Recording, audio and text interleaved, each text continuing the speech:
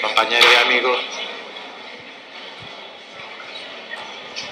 si os parece, damos continuidad a la jornada que globalmente, como sabéis, atañe al ámbito, a la ligazón o a tender puentes entre las dos culturas, y la sesión que iniciamos ahora es acerca sobre qué puede y qué no puede afirmarse sobre el aprendizaje desde la neurociencia. Yo, como profesor del Departamento de Neurociencias de la Universidad de Cádiz, que un poco en representación del mismo y de nuestra universidad, pues no puedo más que congratularme porque hace nada, 2 semanas, estaba con nosotros otro neurocientífico de altísimo nivel, Alberto Farrús. Comentaba mi satisfacción como miembro del Departamento de Neurociencias por tener hoy aquí a 2 investigadores de la talla y de la calidad de los que nos acompañan. Y comentaba que justamente hace 2 semanas también vino Alberto Farrús, otro neurocientífico, o sea que últimamente parece que le estamos dando en el ámbito más amplio la importancia que consideramos que tiene la neurociencia. Saben ustedes, porque así fue el año pasado, con motivo de estas jornadas, la celebración del 50 aniversario, o sea, casi medio siglo, hoy medio siglo más un año, de la célebre conferencia que Charles Percy Snow pronunció en Cambridge sobre las 2 culturas. Y decía que 2 grupos polarmente antitéticos, que se había producido una drástica separación y gran incomunicación entre ciencias y humanidades. Y decía que por ello que cerrar ese abismo que separa nuestras culturas es una necesidad. Cuando esos 2 sentidos se disgregan, ninguna sociedad es viable. Pues hoy, gracias a nuestros invitados, vamos a tener un puente entre esos 2 ámbitos, entre esos 2 abismos, una orilla hacia la otra, y nos van a hacer sus reflexiones sobre el aprendizaje, desde cada una de sus miradas respectivas. Nos van a hablar de aprendizaje, o, si lo preferís, de la función memoria-aprendizaje como un continuo, sean con estas o con otras palabras, porque en neurociencias se utilizarán a lo mejor los términos de adquisición, consolidación, persistencia, mantenimiento, facilitación, extinción, y menos veces se usa la palabra olvido, en los más rebuscados paradigmas, pero al fin y al cabo nos van a hablar de esa función integradora de eventos y creadora de recuerdos cuando nos trasladamos a los niveles de mayor complejidad. Bien, en primer lugar, en nombre de la organización, mi agradecimiento a ambos y personalmente a Enrique Montero, como organizador, por considerar adecuada mi presencia en nombre de la universidad. El primer interveniente, José María Delgado García, nos va a hablar sobre el aprendizaje como un estado funcional cerebral a partir de sus estudios experimentales, muy discretamente dice, en el animal de laboratorio, como si no fuera tan extrapolable y aplicable luego todo su hallazgo a cualquier ser viviente. José María Delgado es un investigador que lleva trabajando toda su vida profesional sobre los mecanismos neurobiológicos que subyacen en la adquisición, en la consolidación y en la extinción del control de los movimientos, utilizando para ello ciertos modelos, ciertos ejemplos o especialmente funcionamiento motor ocular. Trabaja en la fisiología de los sistemas motores, usando algunos modelos vertebrados como ejemplo, como modelo para sistemas motores en general. El papel también del cerebelo en la coordinación motora y también las bases fisiológicas o neurobiológicas del aprendizaje, sobre todo en los sustratos que subyacen en la adquisición de nuevas habilidades motoras. Finalmente también sobre aspectos de que va contra un tópico que se tenía de la degeneración neuronal cuando ésta pierde su diana, y trabaja también sobre problemas de, digamos, regeneración neuronal, si se puede decir así. Está en la élite de los investigadores de neurociencias, tengo que decirlo, ha sido presidente de la Sociedad Española de Ciencias Fisiológicas, y no me voy a extender más porque si describiera sucintamente todas sus aportaciones y todos sus trabajos, sencillamente no habría tiempo para que él hablara, que es lo que todos deseamos. Pues se lo haría terminado. Muchas gracias.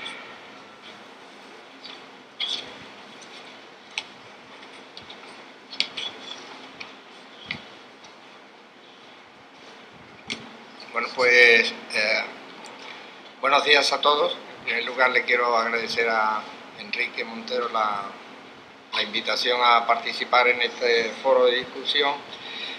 Yo les voy a hablar desde el punto de vista de la neurociencia, no dando mi opinión sobre cómo debería ser el aprendizaje o la educación, sino más bien presentándole aquellos conceptos más sólidos que se pueden ofrecer hoy día acerca de qué sabemos de cómo funciona el sistema nervioso, y con la confianza de que eso les pueda servir precisamente para que ustedes elaboren cómo habría que enseñar o cómo habría que educar. Y les quiero hacer una salvedad, pues yo soy fisiólogo, pero en realidad todos somos fisiólogos en el sentido de Aristóteles, porque Aristóteles decía que fisiólogos son aquellos que piensan que la naturaleza se puede entender, que el mundo se puede entender. En ese sentido estamos aquí, porque uno también podía pensar, esto no hay quien lo entienda y aquí no hay nada que hacer más que hablar, y uno dice una cosa y otro dice lo contrario y no pasa nada. Así que asumimos que somos fisiólogos y vamos con la confianza implícita, porque tampoco es que eso esté demostrado, que realmente llegaremos a entender el universo desde la partícula más pequeña a la galaxia o incluso, en este caso, el cerebro humano, cómo funciona o cómo habría que hacerle funcionar, que eso es de lo que se trata. Bueno, pues para empezar, la primera pregunta que se puede hacer es la siguiente: ¿para entender el cerebro hace falta hacer experimentos, o uno puede coger y escribir un libro y decir, pues el cerebro funciona así porque a mí me parece que es así? O le pregunto a gente que dice que sabe y luego yo escribo un libro. He puesto esto de Punset porque me acuerdo, como venía Juan Vicente Sánchez Andrés, estuvimos los dos juntos en el programa este de redes de Eduardo Punset hace un par de años. Pero fíjense una cosa, un pequeño detalle: el título, por empezar, este libro no lo debería leer porque a partir del título está mal. El alma no está en ningún sitio, no se puede decir el alma está en el cerebro.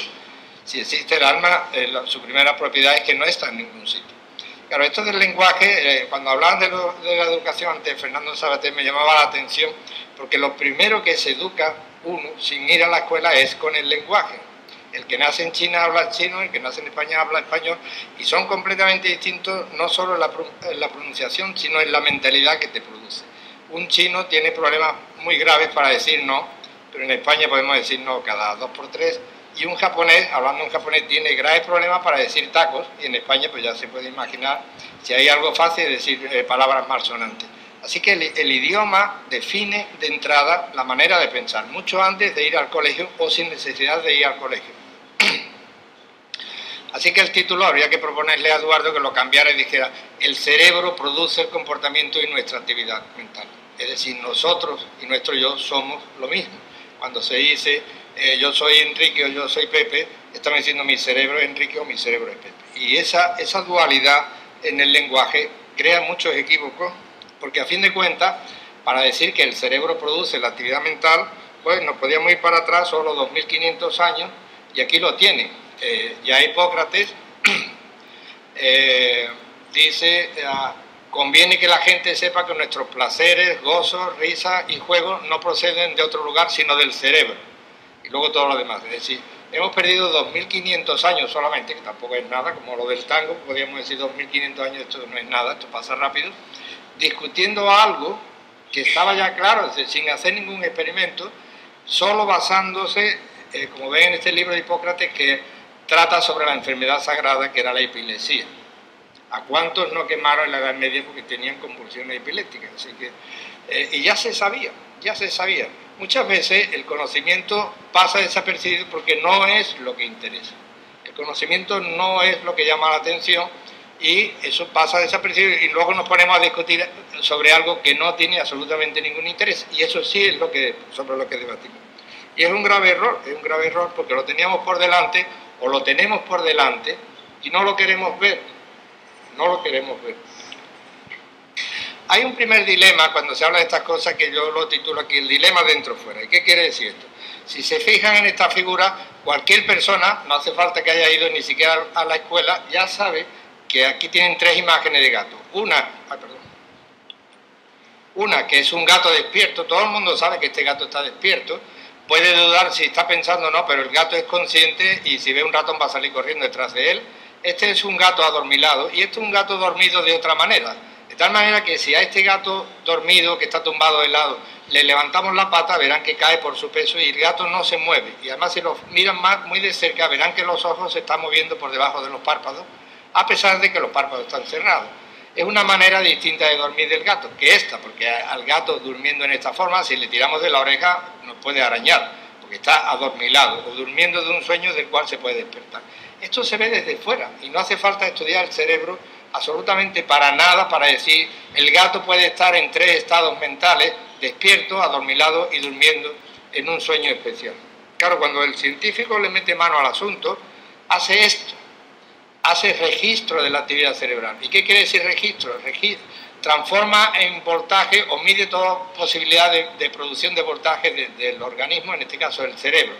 Así que un experto en electrofisiología diría, todos estos registros de aquí, no sé a dónde lo ven, a su izquierda, corresponden, no ya a un gato, eso sería difícil decir, pero corresponde a un mamífero que está despierto.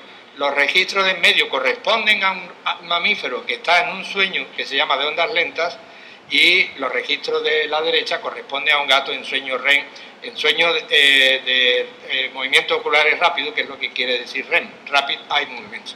Así que desde dentro y desde fuera el gato es exactamente igual. Y sin embargo ahora, si se van a leer un periódico, siempre sacará la sensación de que se acaba de descubrir algo en el cerebro y que el cerebro es algo fantástico, maravilloso, la mejor maquinaria del universo, mientras que nosotros pues somos más o menos regulares, que nos sentamos a ver la televisión, nos vamos a ver un partido de fútbol. Y esa dualidad al romperse genera un grave trastorno mental, aunque sea un trastorno mental transitorio, en nuestra manera de pensar. Tenemos que pensar que el gato, por dentro y por fuera, es gato en todas las circunstancias, no es un volador, no sabe volar, no solo porque tiene cuatro patas y no tiene alas, sino porque su cerebro no es un animal de volador. Así que el gato dentro y fuera es el mismo gato. Y esto, ¿por qué no va?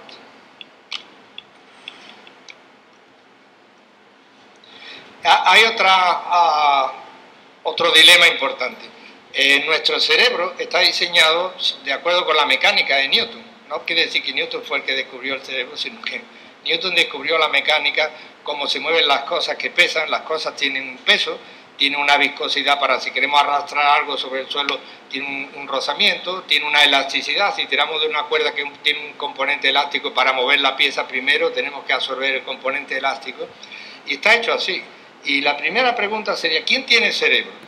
Pues si ahora cuando salgan a la calle se van a la avenida y verán que los árboles no tienen cerebro. Y es un gran descubrimiento, pues bueno, hay especies que no tienen cerebro, especies vivas, y otras que sí lo tienen. ¿Y cuáles son? ¿Qué hacen o qué caracterizan las que sí lo tienen? Pues caracterizan las que sí lo tienen que se mueven, que cambian de posición en el espacio. Y cuanto más rápido lo hacen, más complicado es el cerebro. Así que el cerebro de un guepardo es más complicado desde el punto de vista motor que el cerebro de un cangrejo, porque el guepardo puede correr a 60, 80 kilómetros por hora y el cangrejo, pues no sé a qué velocidad, pero irá a 100 metros por hora. O sea que la velocidad incide en la estructura del cerebro. Tanto es así que solo el que se mueve tiene el cerebro, que hay una especie, que aquí lo tiene en el mar, que son los tunicados, que el tunicado cuando está en estado de larva, nada además como un pez, y tiene un esbozo del cerebro, tiene un cerebro simple pero tiene cerebro. Pero cuando se hace adulto, el tunicado se fija al fondo del mar y ese pequeño cerebro se le reabsorbe. Quiere decir, el cerebro solo lo tiene cuando le hace falta, cuando no le hace falta desaparece. Que es muy parecido a lo que le pasa a muchos catedráticos, pues ya saben, cuando cogen la cátedra, pues se les reabsorbe un poco el cerebro, les queda un poco para ir a cobrar, pero tampoco. Pues Entonces eso les da una pista evolutiva. ¿Para qué queremos un cerebro? ¿Por qué hay que tener un cerebro? Porque nos movemos en el espacio. Esa es la razón, es muy simple. Porque queremos cambiar rápidamente en el espacio y eso es, desde el punto de vista biomecánico, muy complicado. Y además hay que tener una serie de condiciones, hay que ser capaz de ver, hay que saber qué es arriba y qué es abajo, hay que saber qué es derecha y qué es izquierda, porque si no un pez que no sabe todo eso se hundiría. Se iría al fondo del mar o se iría a la superficie y llegaría el predador y se lo come. Así que tiene que saber todas esas cosas y eso es lo que hace su cerebro. Y desde el punto de vista biomecánico, ahí tiene una ecuación, siempre hay que tenerle gran horror a las ecuaciones, pero esta ecuación se deriva de las ecuaciones de Newton, la cosa fácil de que fuerza es igual a masa por la aceleración, y si uno está fuera del cerebro y quiere mover el ojo de este búho, pues tiene que saber cuánto pesa el ojo, el momento de inercia del ojo, cuál es la viscosidad de rozamiento del ojo en la órbita y qué elasticidad tiene el sistema. Si uno hace esta ecuación y aplica esta ecuación, hace estos números y le aplica esta ecuación, puede predecir lo que tiene que hacer el cerebro. Y efectivamente, si uno se va dentro del cerebro, el cerebro codifica en otras palabras que son las mismas. Tiene que determinar a dónde quiere llegar el búho con el ojo, cuántos grados quiere desplazar el ojo hacia la derecha o a la izquierda, a qué velocidad lo quiere hacer y con qué aceleración. Así que aquí se trata de usar esta ecuación y ponerle estos coeficientes que van aquí, K, R y M. Tiene que ser igual. Si el búho quiere mover el ojo y ver, lo tiene que hacer con las condiciones biomecánicas de ese ojo. Y no es igual que el ojo, que mueva un búho que un ratón, porque el ojo del ratón es muchísimo más pequeño, o no es igual que lo mueva el búho que el hombre, porque el ojo del hombre es mayor, a mayor peso y mayor resistencia, mayor aceleración, velocidad, lo que quieran, no vamos a entrar en detalle. Y además, esto, por asociarlo con la historia de las dos culturas, esta ecuación le lleva a una diferencia que se establece que yo creo que es un poco artificial. Cuando se habla de las dos culturas, parece que solo usan metáforas los poetas, cuando dicen aquello de el mundo es azul como las naranjas. Eso es una cosa típica de los poetas, algo que poner juntos dos cosas que no tienen aparente relación. Esta ecuación es también una metáfora. Esta ecuación que ven aquí está diciendo que el sistema motor ocular funciona de acuerdo con la teoría del sistema como si fuera un sistema de segundo orden. Y aunque les suene raro, porque no han visto nunca un poema que diga tus ojos son como un sistema motor de segundo orden, pues sí lo son. Sí lo son, es una metáfora, pero con una pequeña diferencia, y eso es lo que separa ciencia de literatura, que la ecuación, la metáfora ecuación, tiene coeficientes, tiene números y se puede medir. Mientras que el poema, o el poeta, o la metáfora que utiliza el poeta, no hace falta medirla cuantitativamente, convertirla en números. Pero si a un poema le pudiéramos poner coeficientes, estaríamos haciendo ciencias de ese poema. Evidentemente esta ecuación que funciona muy bien en la motoneurona, y la motoneurona, les digo, es la neurona que sale desde el cerebro hacia el músculo, es la vía de salida, lo que Sherrington llamaba la vía final común, lleva las órdenes de todo el cerebro. Cuando uno se va metiendo más adentro en el cerebro, esa ecuación tan fácil se va perdiendo y se va diluyendo. No les quiero decir cuánto se diluye más cuando hablamos de la actividad mental, porque la actividad mental sería, desde el punto de vista evolutivo, meter el movimiento dentro de uno mismo, pensar el movimiento sin hacerlo. Ese es el origen evolutivo de la actividad mental. Yo pienso que voy a hacer algo, pero estoy inmóvil y no lo estoy haciendo, lo cual tiene un gran valor adaptativo, porque cuando un animal hace algo, todos los observadores ven lo que está haciendo. Y si viene a mordernos el perro, tampoco hay que ir a la escuela para saber que viene a mordernos. Sabemos los gestos de forma casi por la herencia, por la propia adquisición a través de los genes. Pero cuando yo no hago nada, ¿quién sabe lo que estoy pensando? Y eso no se puede saber. No solo no se puede saber porque el sujeto no lo dice, sino aunque le pongamos electrodos, tampoco lo podemos saber, porque los electrodos lo que van a ver es actividad cerebral, pero no van a ver pensamientos. Hay que hacerse la idea de que cuando leen esto, ya se sabe que cuando a una persona se le enciende, se irrita, se le enciende la amígdala. Eso es una versión barata del asunto, porque lo que hay que saber es cómo la amígdala, cómo y no dónde, se produce ese fenómeno. La amígdala está siempre encendida, está siempre activa. No hay partes del cerebro que estén durmiendo, salvo que el sujeto entero esté durmiendo. Pero la dificultad está que cuando uno está pensando, o es de derecha o de izquierda, le ponen los cables y no se sabe de qué ideología tienen, ni muchísimo menos, solo se ve actividad. Y la otra idea es, que les quiero dejar, es que cerebros diferentes, no sé qué les parece, producen necesariamente conductas diferentes. Aquí tienen cerebro, por ejemplo, este de aquí más grande, este es el cerebro de una rata. Este de aquí es de un pez eléctrico, aunque no se ve muy bien todo esto que ve por encima, es el cerebelo, que es muy distinto al cerebelo de la rata, que es esto.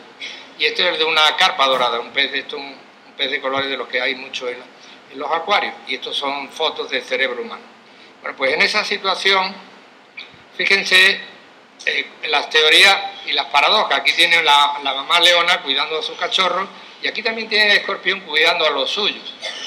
Había una hipótesis que la habrán leído y que lo usan mucho, incluso en los libros de pedagogía, la hipótesis de MacLean, que es de mediados del siglo de mediados del siglo pasado.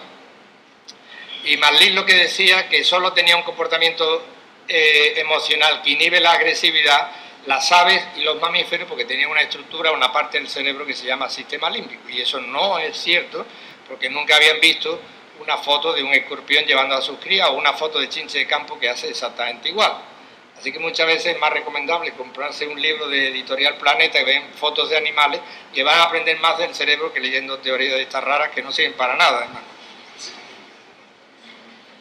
Bueno, ya ven, comportamientos diferentes se pueden hacer con sistemas nerviosos, porque el escorpión ni siquiera se puede decir que tiene un cerebro, tiene un sistema nervioso o un ganglio cerebral. Pero otra historia que habrán leído, o en la prensa, por ejemplo, así que tampoco deben de leer el periódico mucho, porque es la historia de los taxistas de Londres, esos que tienen el hipocampo más grande, porque el hipocampo es la estructura que digamos, determina un mapa del sitio donde uno se mueve, y como Londres es muy grande, pues el hipocampo de los taxistas de Londres es más grande. Imagínense un astrónomo como tiene que tener el hipocampo. Y además, si sigue la teoría de la relatividad, pues el universo va en crecimiento continuo, o sea que el hipocampo tiene que ir siguiendo al universo conforme se expande. En fin, son ideas que ya les digo, no lean nada y mucho mejor.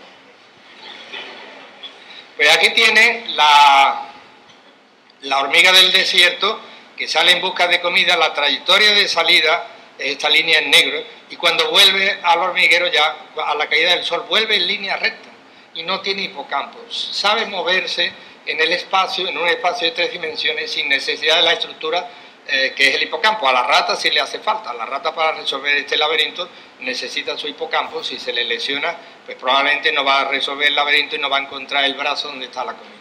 Así que los comportamientos, quien regula el comportamiento es la evolución y no el sistema nervioso. Uno puede tener el cerebro más elegante que quiera por dentro, pero si la evolución va en contra de uno, la especie desaparece. Y les digo un par de ejemplos: las ballenas o los elefantes. A los elefantes no les pasa absolutamente nada en su cerebro, tienen una memoria impresionante, viven 100 años, pero van a desaparecer. Porque el problema no está en su cerebro, sino que está en su tamaño. Y ahora ya evolutivamente no están de moda los mamíferos de gran tamaño. Y van a desaparecer.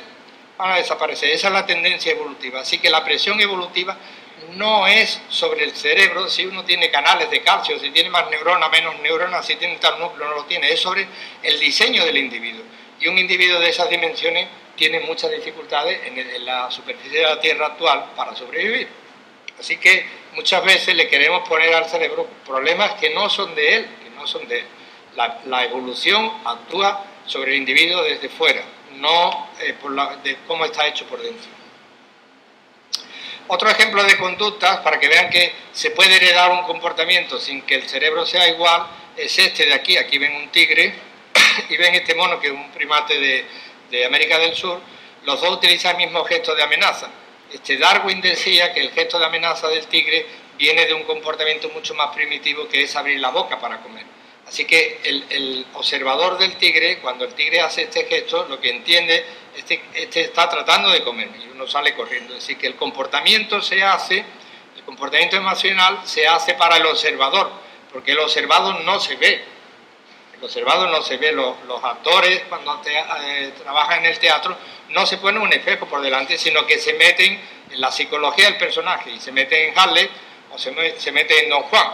Piensan como si ellos fueran Don Juan o como si fueran Hamlet, y eso hace que expresen emociones igual que esos personajes, pero no aprenden a hacer el gesto mirándose en un espejo. Así que el comportamiento es para el observador, Pero vean que el cerebro es muy distinto, en especies evolucionadas muy separadas, el comportamiento es igual y el comportamiento sobrevive mientras valga.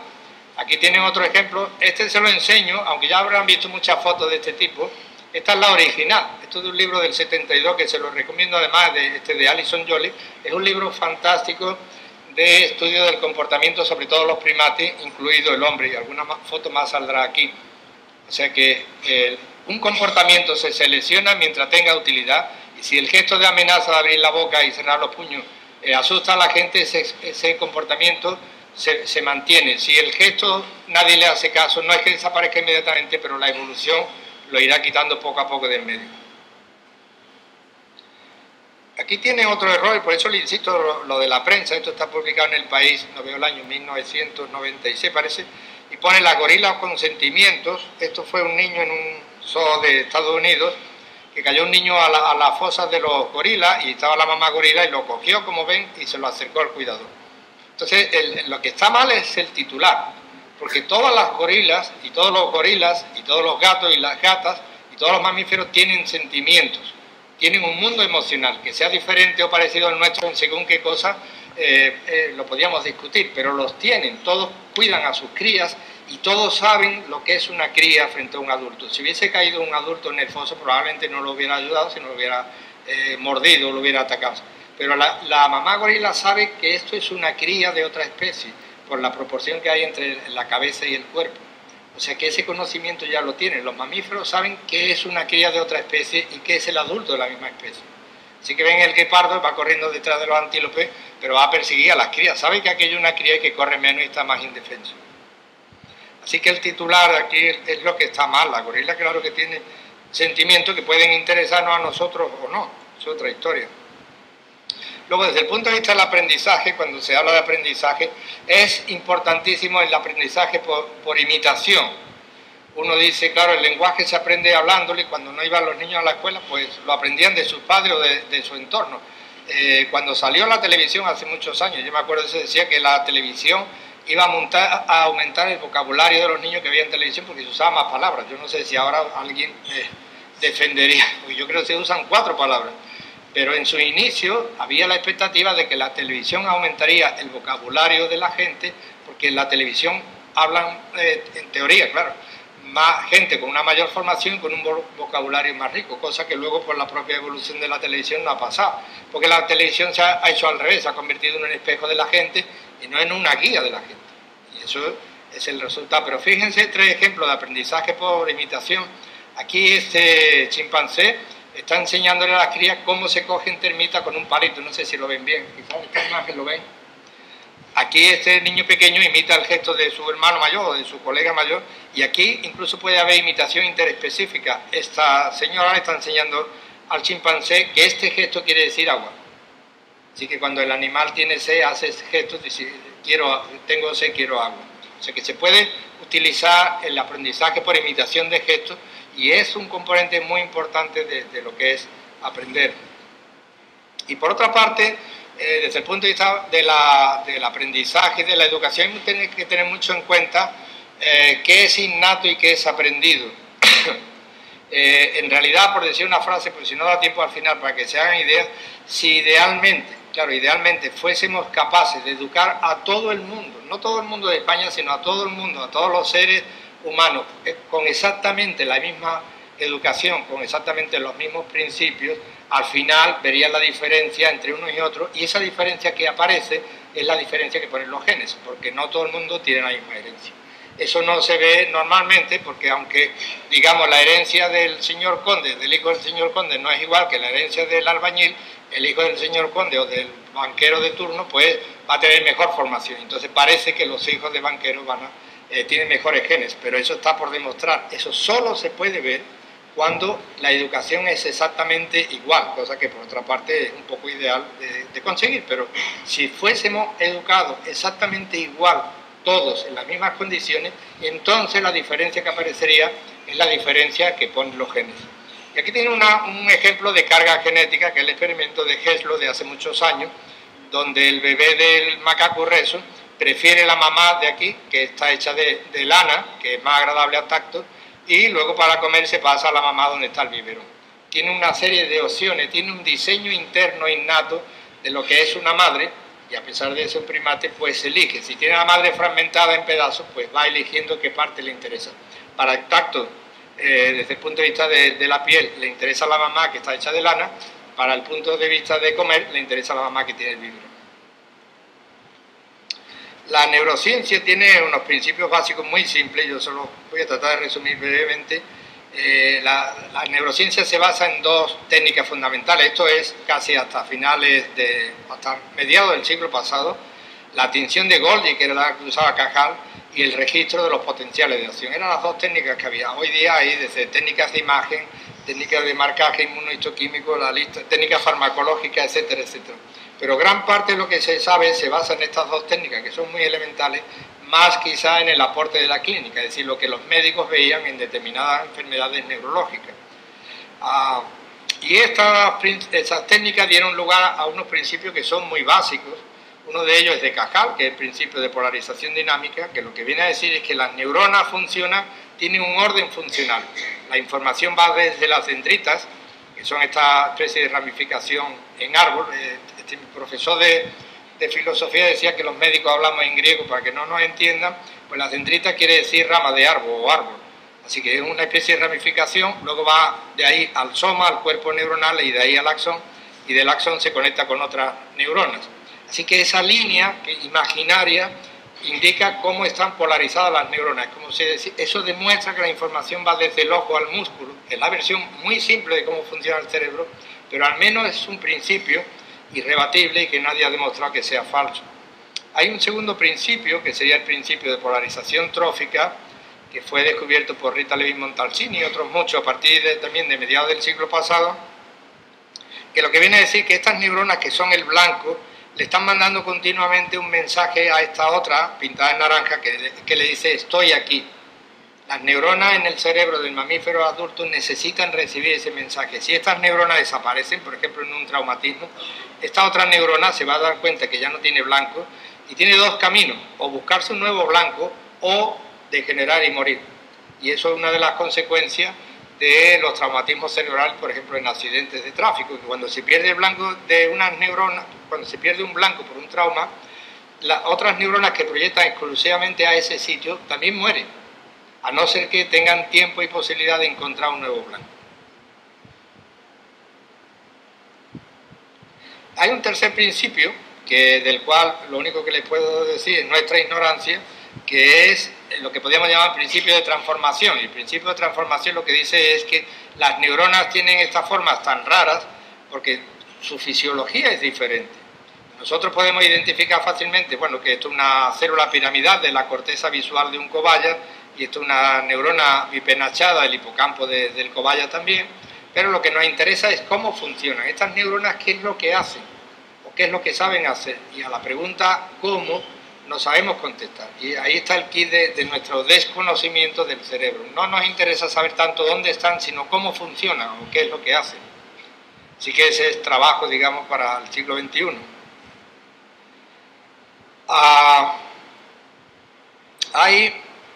Hoy día se basa toda la idea, y lo habrán visto y lo usan mucho en pedagogía, pero de una manera completamente errónea, la idea tan simplista de que el cerebro es plástico, que si el cerebro cambia, cada vez que aprendemos algo el cerebro cambia y se hace diferente. Eric Kandel, que es premio Nobel de Medicina hace 4 o 5 años, siempre les decía, cuando da una conferencia, cuando ustedes salgan de este aula, sus cerebros serán distintos, porque han aprendido mucho aquí, para eso estoy hablando yo. Pero en realidad la frase correcta sería, cuando ustedes salgan de este aula, sus cerebros serán distintos, hayan aprendido algo o hayan estado durmiendo todo el tiempo, porque es imposible salir con el mismo cerebro. Y eso ya se sabía desde Heráclito, que nadie se baña 2 veces en el mismo río, y podía haber añadido, nadie se baña 2 veces en el mismo río con el mismo cerebro. Cada instante que pasa el cerebro cambia. Y entonces basar todo el aprendizaje en que el cerebro es cambiante o es modificado por la experiencia es un poco equívoco, y había que separar cambio y cambio. ¿Qué cambio se produce? Porque el cerebro va cambiando. Imagínense si no cambia desde el recién nacido al niño, al adulto, al anciano, y cuando se muere. Y sin embargo, a pesar de que el cerebro va cambiando, uno mantiene su ideología. Así que uno puede ser del Cádiz Balompié pues toda su vida, a pesar de que su cerebro va cambiando. Uno puede mantener su ideología a pesar de que el cerebro cambia. El cerebro tiene funciones de plasticidad, pero tiene también funciones de estabilidad, como además lo saben muy bien los neurólogos. Y además, bueno, esto es una imagen a microscopía electrónica, pero sí es un poco difícil de explicar, pero vean que aquí, en realidad, esta membrana de aquí y esta otra de aquí se están separando y aquí se están juntando. Estos serían los estadios finales de aprendizaje, pero desgraciadamente estas fotos no corresponden a nada que le hayamos enseñado. Estas son imágenes de un gato. Esto es lo que produce la toxina botulínica cuando se inyecta, cuando se pone una toxina botulínica para quitarse unas cuantas arrugas de camino, la motoneurona pierde toda la información que le llega a él. Pierde el orden, para que se hagan ideas de números, de hasta 3 y 4.000 terminales sinápticos como este sobre la motoneurona, y el efecto dura hasta 6 meses. Eso los médicos no se lo dirán, pero bueno, yo se lo aviso. Tampoco conviene que entren a mirar a ver si le ha pasado o no en el cerebro, claro. Bueno, pero aquí tiene una imagen que le desdice todo esto, esto de que el cerebro cambia. Esta es una imagen un poco difícil de ver, pero fíjense, el andar erguido se parece que, o parecería que fue un invento de los primates. Los primates, esto es un gibón, y depende, entre otras cosas, de la posición de los 3 canales semicirculares, que es el aparato vestibular que nos permite andar erguidos. Estos canales en el gato están de una forma ligeramente distinta. Esto que ven aquí es un cerebro petrificado de un iguanodón, de un dinosaurio que vivió hace aproximadamente 100 millones de años. Y si se pudiera ver en detalle, esto de aquí es donde empieza la médula espinal, esto para aquí delante es el cerebelo, y más adelante, aunque no está completo en la foto, estaría el resto del cerebro. Es un cerebro muy parecido al que tiene un lagarto contemporáneo. Y esto que ven aquí, estos palitos que salen del cerebro, son los pares craneales, que son también 12, exactamente igual que en un cerebro actual. Y si se pudiera ver, aquí tiene, esto de aquí, esta parte común de los canales semicirculares. Este es un canal, y este es otro canal, y aquí está el tercero. Es decir, tiene un aparato vestibular exactamente igual que tenemos los primates de ahora, 100 millones de años después, porque si ven en este dibujo, los iguanodontes andaban también erguidos, así que necesita un aparato vestibular similar al diseño que tiene la especie que andan erguidas como el hombre. Así que en 100 millones de años todo esto ya estaba inventado, y el cerebro básicamente en estas propiedades de andar por el espacio de 3 dimensiones no ha hecho ningún invento. De hecho, para todo lo que es andar erguido y ver con visión frontal, hace 300 millones de años que se hizo el último invento. Y después de eso, yo hablo de invento así entre comillas, a lo largo de la evolución, y después de eso ya no ha habido más cambios.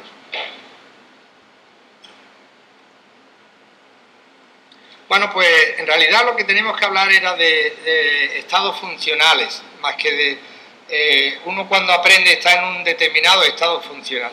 Y esa historia, que sería muy larga de explicar en términos científicos, deriva de aquí. No sé cuánto tiempo queda. Bueno, acabo esta parte y ya lo dejamos.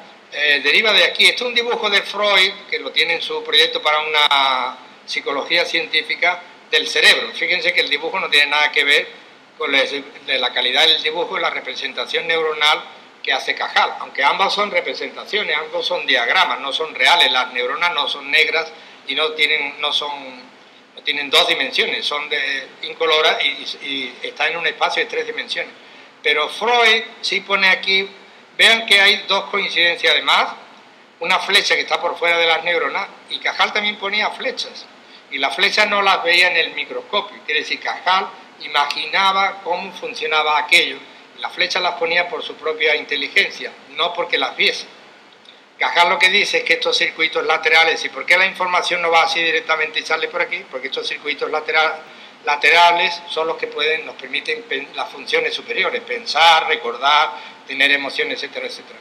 Freud aquí da otro paso, lo que dice, cuando la energía psíquica, y eso es esta letra que hay aquí, la energía psíquica no puede ir por esta vía porque está cortada, y ese es el principio de la represión, la energía psíquica se desvía por esta otra vía, y ese es el principio de la sublimación. Quiere decir, pues si uno no puede tener relaciones sexuales, pues se hace artista, por ejemplo. Eso es lo que contaba. Y hay otra diferencia fundamental que no está Bueno, que está implícito en el dibujo. Aquí está hablando de inhibición. Freud dice, por aquí no puede pasar la energía psíquica, ahí hay una vía que se inhibe.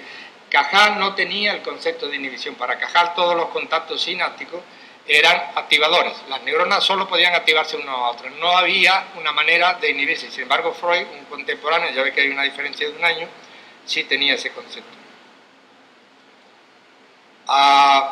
Y a base de estos diagramas donde se dice cómo funciona el cerebro en 2 dimensiones, el paso siguiente es algo como esto, que es extraordinariamente complicado de explicar, pero se lo resumo en una idea. El cerebro produce el estado consciente.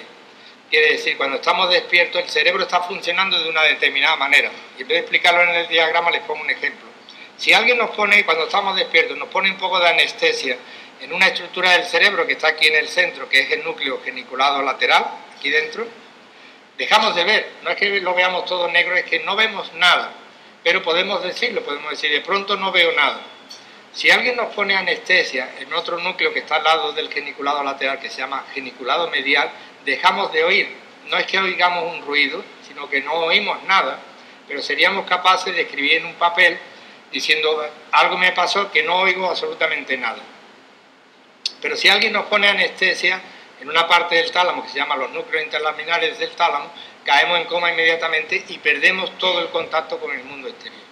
Y ese coma neurológico es el que se produce de forma fisiológica cuando uno duerme. Cuando uno duerme, la información del exterior sigue estando presente, pero ya no nos llega al cerebro, y entonces uno está durmiendo o se está inventando el mundo cuando sueña.